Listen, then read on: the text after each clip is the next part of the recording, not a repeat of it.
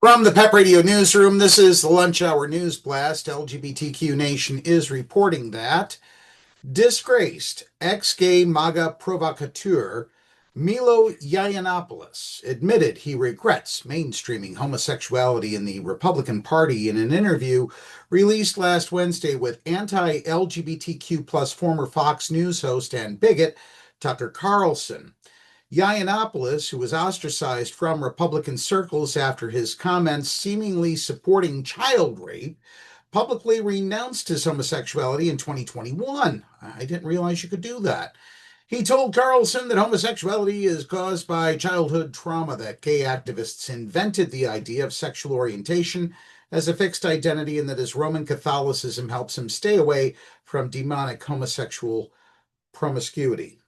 I have to be honest with you, I bear some responsibility for this because it was me 10 years ago. Mainstreaming homosexuality in the Republican Party is the great regret of my life, more so than anything I've done to my own soul, which is a lot. Boo friggity who. Yiannopoulos said, I was not intending to give birth to this huge generation of gay Republicans who now think it's openly fine to traffic in babies and to be whatever that means, and to be a gay Republican, and I feel a great deal of responsibility for that. I hate myself for that a little bit, just a little, dude, or ma'am, I'm not sure which. It's the great regret of my life because it has given rise to horrors I've never imagined. I mean, Lenin said all revolutionaries come to hate their children. Well, the gay horrors that I've given birth to, Republican drag queen, Lady MAGA, neo-Nazi Nick Fuentes. I mean, they keep me up at night, he added. Milo, babe, or dude, I'm not really sure which. Anyway, you didn't mainstream being part of the LGBTQ plus community within the Republican Party.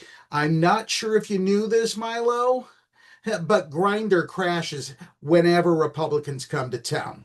I digress. Let's continue. Yiannopoulos later told Carlson that nobody's gay, that male homosexuality is a result of past trauma, and that gayness as a fixed identity was invented wholesale by gay activists who wanted to silence those who consider homosexuality a sin. The Christian Post reported, of course they did. He then said he came out as gay at age 14 after a childhood alienated from his father, who he called bad and criminal, and a stepfather who didn't respect his privacy. Where to begin with this? Yiannopoulos then agreed with Carlson that his homosexuality had a demonic, addictive nature of sexual compulsions that enslaved his mind and drove his behavior.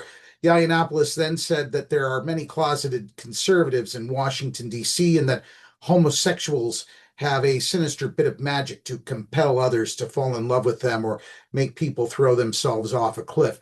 We wish Tucker Carlson would do that.